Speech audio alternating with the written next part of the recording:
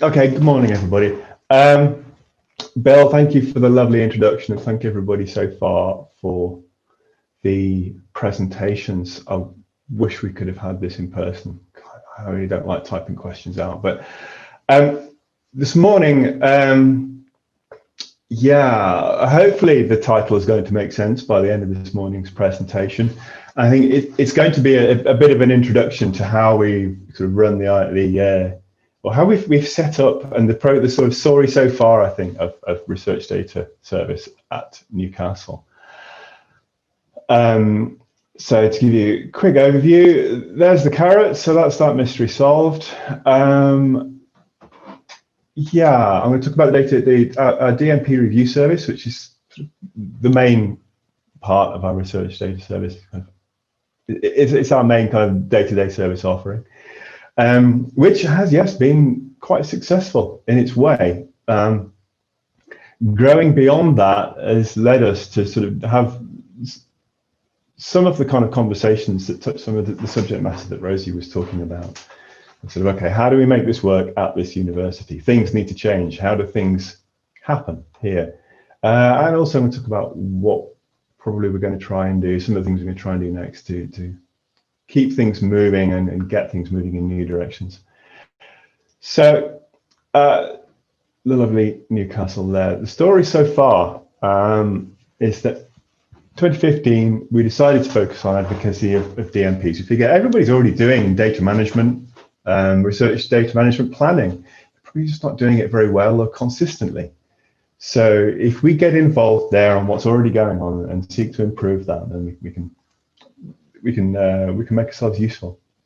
So we marshaled some guidance together online, really talking about focusing on the benefits. As I say, we're all carrot. We have no stick. We can point out sticks that funders have, and perhaps some other parts of the university. Although as an institution, we're quite collegiate in that way. Training sessions, reaching out to support the others who do the supporting. We joked it was like a kind of conga line of research data service development. We'll find some funding teams and pull those in. We'll help them out with these new mystifying data management plans that they've got to help people write, and it'll be great. We'll offer services, training other professional services colleagues, so they understand that research data management isn't just storage, for example, and provide somewhere for RDM and open research data questions to come to. It's a review service for all researchers. It's open. This will be great. We'll get out there, we'll get noticed, we'll make a buzz, we'll help fund some research. We'll help some people who help fund research out of a pickle, and it'll be great. And it has been, actually. I mean, just to give you an idea, here's the graph with the line going up, and a clear picture of growth and hopefully evolution. The line goes up. We have no complaints. Nobody has anything bad to say about us, which is great. We love this. And our collaborative approach fits well. We've talked about collaboration this morning already, and increasingly, the research process, the process of doing research, needs to be more visible and accessible to the various parties that have to come in on that project, ephemerally, briefly, but essentially. And so research data management provides a way of doing that. It provides a focus for that. We picked an area of focus that needs help. So, and our higher ups are very pleased. And so they're so pleased that this now special collaboration between the IT and the library and research and enterprise services, they'd like us to keep doing exactly what we're doing in exactly the same way that we've been doing it. And that'll do. Thank you. And with this, a few new challenges that have come along with that success.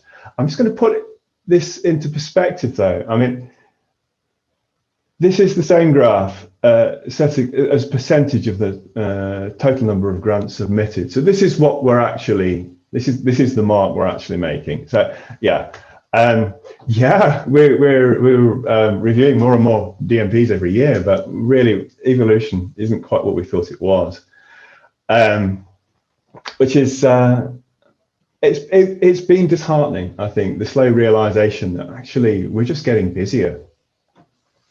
So the carrots, anyway, where are they? Well, I mean, as far as we can see, and I think this kind of today's event has come about partly because of a conversation about research data management in the N8 CIR steering group, where somebody pointed out that, yeah, research data management should be a non-zero sum game, which is quite unusual within academia and within research especially.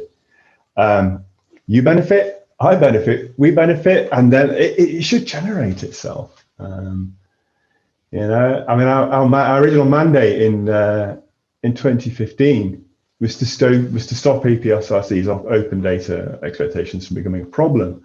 And we also set up a research data service because we thought it was so obvious that we shouldn't have to be told to do that. I think this surprised some of the kind of leadership within the university. Oh, they're doing that. Oh, okay, well, it seems to be useful, so we'll carry on. Which is great for a few years when we just hop on to already excellent workflows and we start supporting people and influencing. And this stuff should sell itself, we thought. And to an extent, it does.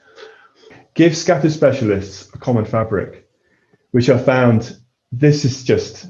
So now I can talk to something about somebody from information governance because we're talking about RDM, and I can talk to, and that same and someone else can come in on the thing who's a poet or a physicist because it relates to their research or their involvement there. And that can also go out to accountants. So we can have something that like an accountant, a physicist, an IT techie, and a librarian can have a meaningful conversation, and that's. We're only getting more and more specialists in higher education. I'm only seeing more and more specialist roles and functions and requirements there. And that can be quite fragmenting and alienating. I think RDM provides a way to center on that, provide some common ground. But I think one big area is that we thought it would be an automatic win, that the kind of life cycle awareness that's built into doing and supporting research data management. But we didn't realize actually that kind of does stand in opposition, I think, to what. And here, I mean, I'll just invoke Rosie's disclaimer, except that I've got Newcastle University on my slides. I've worked at lots of different universities, and well, not lots, but a few. Like Rosie, it gives me an idea of what different universities do and how they do it. But I have noticed a common thing here is with professional services within all the universities I've worked in, often operate a bit like towers. Now that picture there is it's a tower, a Reaver's Tower, a Peel Tower. You have them in the border countries. They do stretch down into Yorkshire and Lancashire. They are, designed to stop people from being able to get in. They're self-contained. They usually just have one door, no windows for looking in. All the windows are quite high up, and there's a siege mentality amongst the residents. So where we've tried to sort of say, well, look, RDM's growing at the university, so can we have a bit more resource from the IT service? Can we have a bit more resource from library? Can we have some leadership from somewhere? Can we have some investment from somewhere? Is that likely? We haven't actually asked. We've just decided, is it likely? We got told to work smart. We got told to ask IT to do it. We got told to tell the library to do it. We get told no. We got told that we can't do anything unless we hear from above. We got told to specify exactly what we want, and then it'll get delivered. We get told to do less, and we get no reply. I'm just talking about an operating model. I'm talking about circumstances. I'm not talking about a personal persons in particular.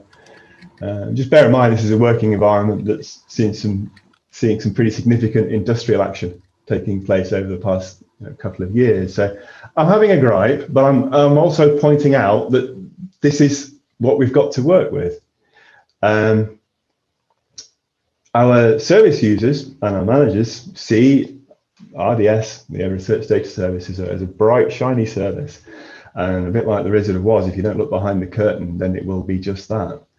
But we're not officially a service. We're working smart, which I think initially that was meant to be get out of your towers and collaborate together.